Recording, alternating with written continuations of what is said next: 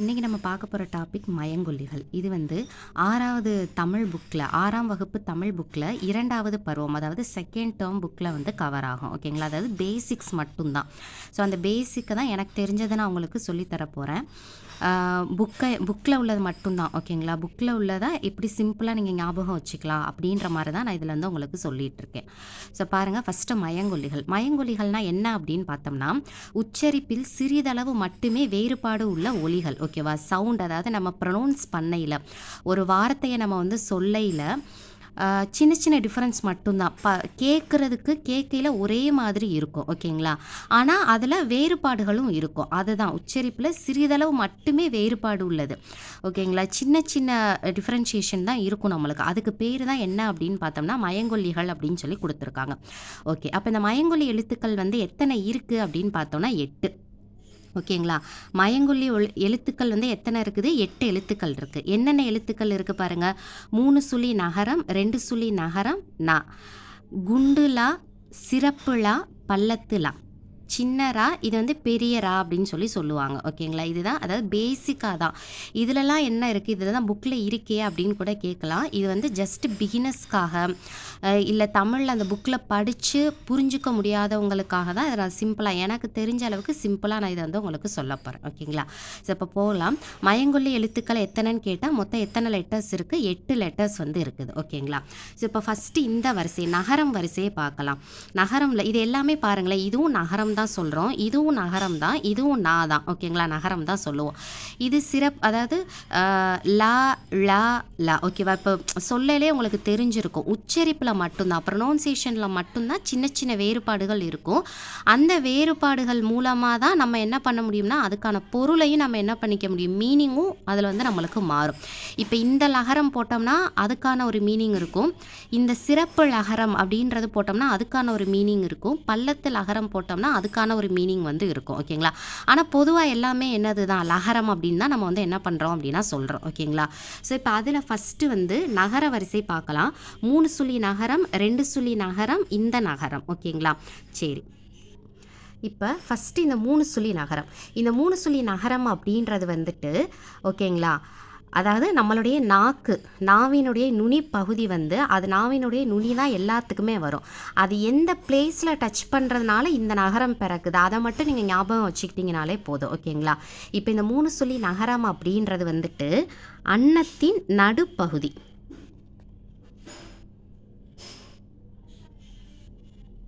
அன்னத்தினுடைய நடுப்பகுதி. ஓகேவா? அன்னம் அப்படின்றது என்னது, நம்மளுடைய மேல் வாய் இருக்குங்க இல்லையா, அந்த மேல் வாயில் உள்ள அந்த 2 பல் வரிசை, அந்த மேல்வாய் பல் வரிசைக்கு நடுவில் உள்ள பகுதி தான் அன்னம் அப்படின்னு சொல்லி சொல்கிறாங்க. ஓகேங்களா? ஸோ அன்னத்தினுடைய நடுப்பகுதியில் தோன்றுவது தான் 3 சுழி நகரம் அப்படின்றது. ஓகேங்களா? தென் அடுத்தது 2 சுழி நகரம். இது வந்து என்ன அப்படின்னு சொல்லி பார்த்தோம்னா அன்னத்தினுடைய முன்பகுதி.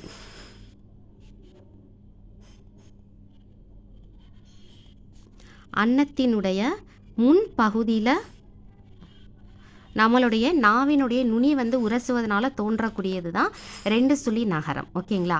அடுத்தது இந்த நகரம் அப்படின்னு பார்த்துக்கிட்டோன்னா நாவினுடைய நுனி வந்து மேல் வாய்ப்பல்லினுடைய அடிப்பகுதி. மேல்வாய்ப்பல்லினுடைய அடிப்பகுதியை என்ன பண்ணுது அப்படின்னா நாக்கினுடைய நுனி தொடுவதனால இந்த நகரம் வந்து தோன்றுறது. ஓகேங்களா? 3 சுழி நகரம் அப்படின்றத அன்னத்தினுடைய நடுப்பகுதியை தொடுறதுனால வருது. 2 சுழி நகரம் அன்னத்தினுடைய முன்பகுதி. இந்த நகரம் மேல்வாய் பல்லினுடைய அடிப்பகுதி. இது நம்மளுடைய நாவினுடைய நுனி வந்து எங்கெல்லாம் டச் ஆகுது, அது மூலமாக இந்த லெட்டர்ஸ் வந்து உருவாகுது அப்படின்றத பார்த்தோம். இப்போ இதற்கான வேறு பெயர்கள் என்னென்ன இருக்குது அப்படின்றத பார்க்கலாமா? சரி, ஓகே. இப்போ பாருங்களேன், 3 சுழி நகரம்.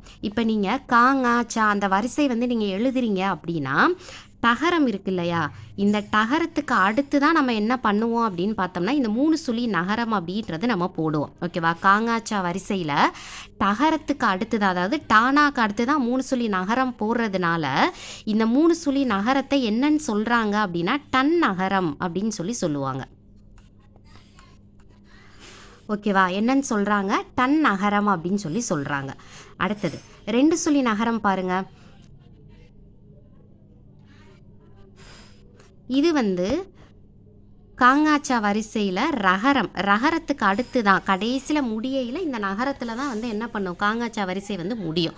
அப்போ ரகரத்துக்கு அடுத்து தான் வருது இல்லையா, அதனால இந்த 2 சுழி நகரத்தை என்னன்னு சொல்கிறாங்க அப்படின்னு பார்த்தோன்னா ரன்னகரம் அப்படின்னு சொல்லுவாங்க. என்னன்னு சொல்கிறாங்க, ரன்னகரம் அப்படின்னு சொல்கிறாங்க. ஓகேங்களா. அடுத்தது இந்த நகரம் பாருங்களேன், இந்த நான் வந்து காங்காச்சா வரிசையில் தாக்கு அப்புறம் தான் இந்த நான் வந்து நம்ம என்ன பண்ணுவோம் அப்படின்னா போடுவோம். அதனால இந்த நகரத்தை என்னன்னு சொல்கிறாங்க, தன்னகரம் அப்படின்னு சொல்கிறாங்க. ஓகேவா. தன்னகரம் அப்படின்னா 3 சுழி நகரம், ரன்னகரம் அப்படின்னா 2 சுழி நகரம், தன்னகரம் அப்படின்னா இந்த நகரம். இதுதான் இதனுடைய வேறு பெயர்கள், அப்படி கூட நீங்கள் வந்து ஞாபகம் வச்சுக்கலாம். ஸோ இதுதான். ஓகேங்களா. 3 சுழி நகரம், 2 சுழி நகரம், ஓகேங்களா. இப்போ இதுக்கான பொருள் வேறுபாடு என்னென்ன உங்களுக்கு புரியும்னு நினைக்கிறேன். ஸோ இதுக்கான பொருள் வேறுபாடு என்னென்ன அப்படின்றத பார்த்துடலாம். பாருங்களேன். இப்போ இதுவே நம்ம என்னென்னு தான் சொல்லுவோம், வானம் அப்படின்னு தான் உச்சரிப்போம். இதையுமே நம்ம வானம் அப்படின்னு தான் உச்சரிப்போம். இப்போ இந்த 3 சுழி நகரம் அப்படின்றது என்னது, அன்னத்தினுடைய நடுப்பகுதியில் நாவினுடைய நுனி உரசுவதனால வரக்கூடியது. இதனுடைய வேறு பெயர் டன்னகரம் அப்படின்னு சொல்கிறோம். அப்போ இந்த 3 சுழி வானம் அப்படின்னா பொருள் என்ன அப்படின்னு பார்த்தீங்கன்னா வெடி. ஓகேங்களா. அடுத்தது பாருங்கள், 2 சுழி வானம்.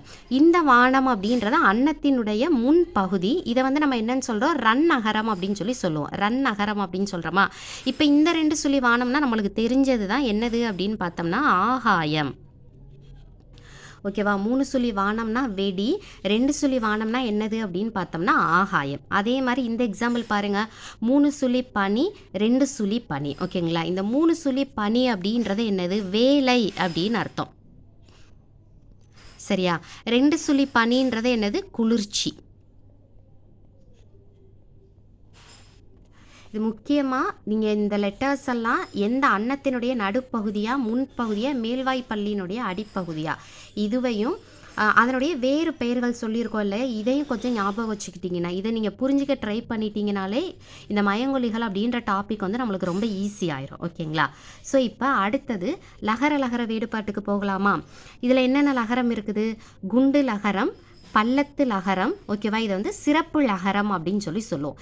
இப்போ ஃபஸ்ட்டு என்னது, குண்டு லகரம். ஓகேவா. இதையுமே நீங்கள் எப்படி ஞாபகம் வச்சுக்கலாம் அப்படின்னா, இப்போ நம்ம இங்கே பார்த்தோம் இல்லையா, அன்னத்தினுடைய நடுப்பகுதி முன்பகுதி, அதே மாதிரி தான் இதையும் நம்ம என்ன பண்ண போகிறோம் அப்படின்னா பார்க்க போகிறோம். இப்போ பாருங்கள், இந்த லகரம் அப்படின்றது வந்துட்டு மேல்வாய் பல்லினுடைய அடிப்பகுதியை தொடுதான். சரிங்களா. மேல்வாய் பல்லின்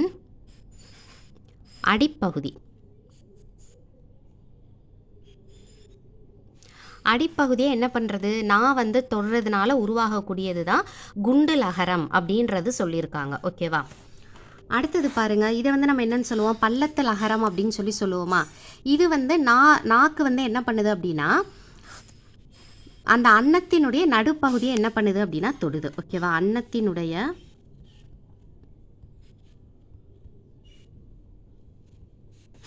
அன்னத்தின் நடுப்பகுதி,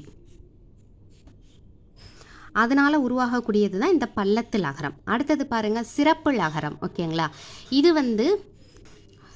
இது பொதுவாக அந்த சிறப்பு லகரம் அப்படின்றது நாவினுடைய நுனியை மேல் நோக்கி வளைந்து வருடுவதால் லகரம் வந்து தோன்றும் அப்படின்னு சொல்லிட்டு, பொதுவாக இந்த பள்ளத்து லகரமும் சிறப்பு லகரமும் என்னதான் அப்படின்னா ஒரே இடத்துல தான் ஒலிக்கப்படும் அப்படின்ற மாதிரி தான் நம்மளுக்கு புக்கில் வந்து கொடுத்துருப்பாங்க. ஓகேவா. இந்த பள்ளத்து லகரமும் சிறப்பு லகரமும் ஒரே இடத்துல தான் ஒலிக்கப்படுது. கொஞ்சம் மாற்றி சொல்லணும் அப்படின்னா, நாவினுடைய நுனி மேல் நோக்கி வளைந்து வருடுவதனால இந்த சிறப்பு லகரம் அப்படின்றது என்ன ஆகுது அப்படின்னா தோன்றுது அப்படின்னு சொல்லியிருக்காங்க. ஓகேங்களா. ஸோ இப்போ இதெல்லாம் எங்கெங்கே தோன்றுது அப்படின்றத பார்த்துட்டோமா, எங்கெங்கே நம்மளுடைய நான் வந்து எங்கெல்லாம் டச் பண்ணுறதுனால இந்த லகரங்கள்லாம் தோன்றுதுன்னு பார்த்துட்டோம். இப்போ இதனுடைய வேறு பெயர்கள் வந்து பார்க்கலாம். இப்போ இது பாருங்களேன், பார்க்குறதுக்கு வந்து வா இப்படி போடுவோம். இதை அப்படியே கொஞ்சம் அந்த கட்லாம் இல்லாமல் ஸ்ட்ரைட்டாக அப்படியே பெண்ட் பண்ணிட்டோம்னா லகரம் வந்து வந்துடுதா. அப்போ வா மாதிரியே கொஞ்சம் சிமிலராக இருக்கிறதுனால இதை வந்து என்னன்னு சொல்கிறாங்க அப்படின்னா வகர லகரம் அப்படின்னு சொல்கிறாங்க. என்னன்னு சொல்கிறாங்க, வகர லகரம். ஸோ நெக்ஸ்ட் ஒன், இந்த பல்லத்து லகரம் ஓகேவா, இதை வந்து பொதுவாக என்னன்னு சொல்லுவாங்க அப்படின்னு பார்த்தீங்கன்னா பொது லகரம் அப்படின்னு சொல்லுவாங்க. ஓகேவா, இதுக்கு மொத்தம் 2 பேர் இருக்குது. ஒன்று வந்து என்னது பொது லகரம், ஓகேங்களா, பொது லகரம். இன்னொன்று இது வந்து பார்க்குறதுக்கு பாருங்கிறேன், இப்போ இந்த 2 சுழி நா மாறு ஓரளவுக்கு சிமிலாரிட்டி இருக்கா, இதை கொஞ்சம் அப்படியே நம்ம முட்டையாக போட்டோம்னா அது 2 சுழி நாவாக மாறிடுமா.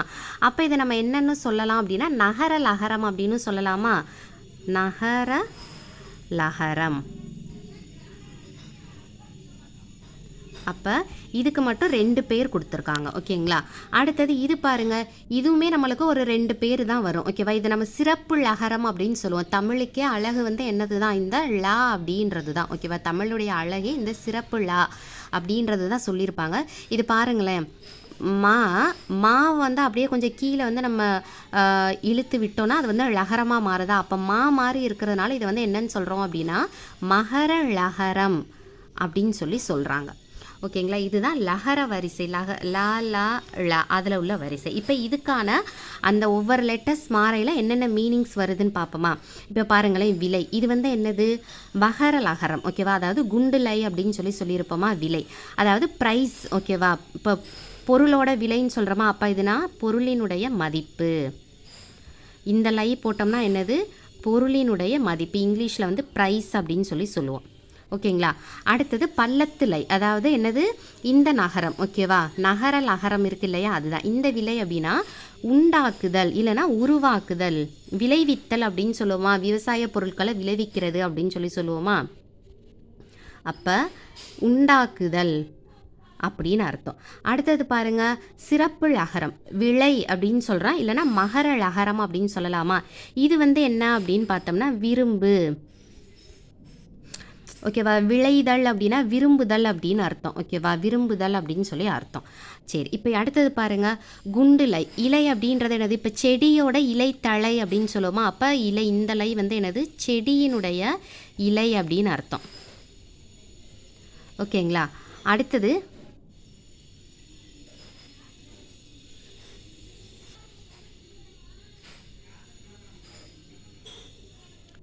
ஸோ இப்போ இந்த பள்ளத்தலை இது வந்து என்னது அப்படின்னா, ஏன் இப்படி இழைச்சி போயிட்ட அப்படின்னு கேட்போமா, அங்கே வரக்கூடியது தான் இந்த லை.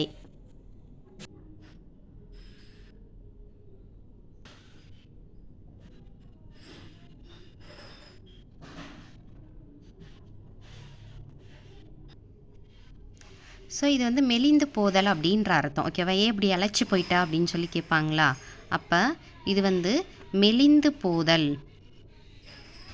சாரி, ஓகேங்களா. அடுத்தது இந்த இலை, இந்த சிறப்பு இலை போட்டோம் அப்படின்னா நூல் இலை. இப்போ ஏதாவது இந்த தச்சர்கள்லாம் வந்து மரத்தில் இழைத்து தான் ஏதாவது என்ன பண்ணுவாங்க அப்படின்னா செய்வாங்க. ஓகேங்களா, அப்போ இது வந்து நம்ம என்னென்னு எடுத்துக்கலாம், நூல் இலை.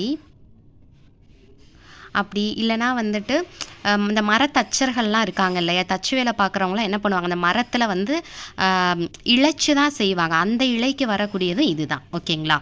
ஸோ அடுத்தது ரகர ரகரம், இதையும் பார்த்துடலாமா. ஓகே, இப்போ இதை வந்து சின்ன ரகரம்னு சொல்லுவாங்க, இதை வந்து பெரிய ரகரம்னு ஸ்கூல்லலாம் நம்மளுக்கு அப்படி தான் சொல்லி கொடுத்துருப்பாங்க. அதனால தான் எனக்கும் அதே மாதிரி தான் சொல்கிறதுக்கு வருது. ஓகேங்களா, இதை சின்ன ரகரம், இதை வந்து பெரிய ரகரம் அப்படின்னு சொல்லுவாங்க. இந்த சின்ன ரகரம் அப்படின்றது அன்னத்தினுடைய முதல் பகுதியை தொடுறது. ஓகேவா, இதை நீங்கள் முன்பகுதி அப்படின்னு கூட என்ன பண்ணிக்கலாம் அப்படின்னா கன்சிடர் பண்ணிக்கலாம்.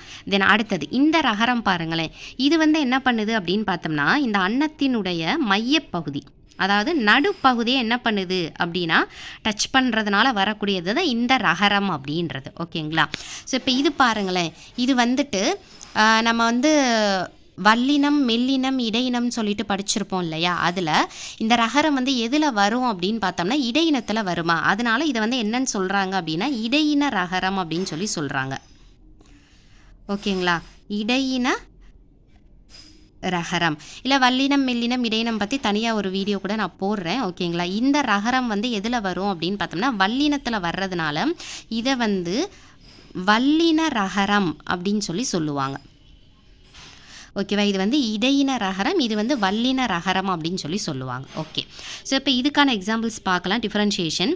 இப்போ இந்த சின்ன அதாவது ஏரி, சின்ன ரீலையும் இருக்குது, பெரிய ரீலையும் இருக்குது. ஓகேங்களா? இப்போ இதை நம்ம ஏரி குளம் அப்படின்றதுல ஏரி அப்படின்றத யூஸ் பண்ணுறோம். மேலே ஏரி போய் பாரு அப்படின்றதுல இந்த ஏரி அப்படின்றத நம்ம என்ன பண்ணுறோம் அப்படின்னா யூஸ் பண்ணுறோம். ஆனால் எந்த ஏரி குளம் அந்த நீர்நிலை வர்றதுக்கு எந்த ரீ வரும், மேலே ஏறுறதுக்கு எந்த ரகரம் வரும் அப்படின்றத பார்ப்போமா? இப்போ யூஸ்வலாக ஏரி இறங்கு, இறங்குக்கு என்ன நம்ம இப்போ இறங்கு இந்த ரா தானே போடுவோம். அப்போ மேலே ஏறுறதுக்கும் இந்த ரகரம் தான். அப்போ இந்த ஏரி அப்படின்றது மேலே ஏரி அப்படின்னு அர்த்தம். ஓகேங்களா? அப்போ இதுதான் என்னது? குளம், அதாவது நீர்நிலைகளை குறிக்கக்கூடியது. ஓகேங்களா? அப்போ அதுக்கு வந்து நம்ம என்ன பண்ணணும் அப்படின்னா சின்ன ரீ வந்து போடணும். அடுத்தது பாருங்க, கூரை. பெரிய சின்ன ரையும் இருக்குது, பெரிய ரையும் இருக்குது. ஓகேங்களா? இப்போ இதில் யூஸ்வலாக கூரைனா நம்ம என்ன பண்ணுவோம், வீட்டுக்கு மேலே போடக்கூடிய கூரையே சொல்லுவோம். அந்த காலத்துலலாம் கிராமத்துலலாம் பார்த்தீங்கன்னா கல்யாணத்தப்போ கூரைப்படவை வாங்கிட்டு வந்திருக்காங்க அப்படின்னு சொல்லுவோம். ரெண்டுமே கூரை தான். ஆனால் சின்ன ரை எதுக்கு வரும், பெரிய ரை எதுக்கு வரும் பார்க்கலாமா? இப்போ வீட்டினுடைய கூரை, அதுக்கு வந்து என்ன பண்ணணும், நீங்கள் சின்ன ரை வந்து போடணும். அப்படி ஞாபகம் வச்சுக்கோங்க. அடுத்தது வந்துட்டு புடவை, கூரைப்படவை வாங்கிட்டு வந்திருக்காங்களா அப்படி சொல்லி கேட்போம் இல்லையா? அப்போ பெரிய ரை. புடவை வந்து என்னது, இப்போ புடவைனா பெருசாக தானே இருக்கும், ஓரளவுக்கு லென்த் இருக்கும்ல அது. அப்போ பெரிய ரை வந்து புடவை பெருசாக இருக்கிறதுனால பெரிய ரை போடுறோம். அப்படி கூட நீங்கள் வந்து ஞாபகம் வச்சுக்கலாம். ஓகேங்களா? ஸோ இப்போ மயங்கொல்லிகள்னால் என்னென்னு பார்த்துருக்கோம். உச்சரிப்பில் சிறிதளவு மட்டுமே வேறுபாடு உள்ளது. மயங்கொல்லி எழுத்துக்கள் வந்து மொத்தம் 8 இருக்குது. அதில் ஃபஸ்ட்டு நகர வரிசை பார்த்தோம், அது எங்கெல்லாம் தோன்றுது, அதனுடைய வேறு பெயர்கள் என்னன்றது பார்த்துருக்கோம். அதே மாதிரி லகர வரிசை பார்த்தோம், அதுவும் எங்கெல்லாம் தோன்றுதோ அதனுடைய வேறு வேறு பெயர்கள் என்ன, அந்த எந்தெந்த லை போட்டால் என்னென்ன டிஃபரன்ஷியேஷன் பண்ணி வரும் அப்படின்றது பார்த்துருக்கோம். அடுத்தது ரகரம், அதுவும் பார்த்தோம். இது புக் பேக்கில் உள்ளது தான். ஓகேவா? இது இப்போ என்னென்ன அந்த மயங்கொல்லி எழுத்துக்கள் என்னென்ன மீனிங் இருக்குதுன்னு பார்க்கலாமா? சிரம். சிரம் அப்படின்றது என்னது, நம்ம உடலில் உள்ள ஒரு முதன்மையான உறுப்புக்கு பேர் தான் சிரம். அது வந்து தலை. என்ன லை போடணும், குண்டு லை போடணும். ஓகேங்களா? தென் இலைக்கு வேறு பெயர் வந்து என்ன வரும் அப்படின்னு பார்த்தோம்னா தலை. இந்த லை தான் வரணும். ஓகேங்களா? இலை தலை அப்படின்னு தானே சொல்லுவோம், இந்த லை தான் வரணும்.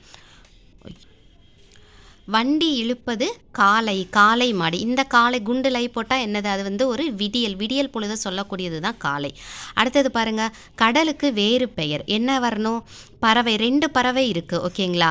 இந்த பெரிய ரா போட்டால் அது பறக்கக்கூடிய ஒரு பறவை. ஓகேவா? கிளி, புறா, காகம் இதெல்லாம் சொல்கிறோம்ல அந்த பறவை. அப்போ இந்த சின்ன ரா போடுறது தான் என்னது, கடலினுடைய வேறு பெயர் பறவை அப்படின்றது. தென் பறவை வானில் பறந்தது, இந்த ரகரம் தான், பெரிய ரகரம் தான் வரணும். அப்போ சின்ன ரகரம் பறந்தது அப்படின்னா என்னென்னா ஒரு விசாலமான பரப்புக்கு பேர் பறந்து விரிந்த பரப்பு அப்படின்னு கூட நம்ம சொல்லலாம். ஓகேங்களா? அடுத்தது கதவை மெல்ல திறந்தான், பெரிய ரகரம் தான் வரணும். சரிங்களா? அடுத்தது பூ, மனம். ஓகேங்களா? 3 சுழி மனம். மனம்னா தான் என்னது, வாசனை. 2 சுழி மனம்னா நம்மளுடைய உள்ளம், அதை சொல்லக்கூடியதான் 2 சுழி மனம் அப்படின்றது. அப்போ பூ, மனம், 3 சுழி மனம் வந்தால் தான் என்னது, வாசனை வீசும் அப்படின்னு அர்த்தம், வாசம் வீசும். புலியினுடைய கண். கண்ணுனாலே நம்மளுக்கு என்னது, 3 சுழி இன் போடணும். ஓகேவா? கண் வந்து சிவந்து காணப்பட்டது. குழந்தைகள் பந்து, இந்த தான் போடணும், பந்து விளையாடினர். வீட்டு வாசலில் கோலம், குண்டுலா தான் போடணும். ஓகேவா? கோலம் போட்டனர், இந்த பள்ளத்துலா வந்து வரக்கூடாது. இந்த கோலம்னா என்ன அப்படின்னு பார்த்தீங்கன்னா, உங்களுக்கு மேக்ஸில் வந்துட்டு மென்சுரேஷனில் 3Dயில் வந்துட்டு கோலம் அப்படின்னு சொல்லிட்டு ஸ்பியர்னு சொல்லிட்டு ஒரு கான்செப்ட் பார்த்துருப்பீங்க. அதில் வரக்கூடியது, அதாவது ஒரு வடிவத்தை குறிக்கக்கூடியது. இங்கே வந்து என்னது, கோலம் போட்டனர் அப்படின்னா எந்த லகரம் தான் வரணும் அப்படின்னா குண்டு லகரம் தான் வரணும். ஸோ இதுதான் மயங்கொல்லிகள். உங்களுக்கு கண்டிப்பாக யூஸ்ஃபுல்லாக இருக்கும்னு நினைக்கிறேன். இதில் வேறு ஏதாவது நான் மிஸ்டேக் விட்டுருக்கேன், இல்லை உங்களுக்கு தெரிஞ்ச இன்ஃபர்மேஷன் ஏதாவது இருக்குனாலும் நீங்கள் கண்டிப்பாக அதை கமெண்ட் பண்ணுங்கள். தேங்க்யூ. இது கண்டிப்பாக உங்களுக்கு யூஸ்ஃபுல்லாக இருக்கும்னு நினைக்கிறேன். ஏதாவது ஒரு விதத்தில் உங்களுக்கு யூஸ்ஃபுல்லாக இருக்குது அப்படின்னா அதை கமெண்ட் பண்ணுங்கள். தேங்க்யூ.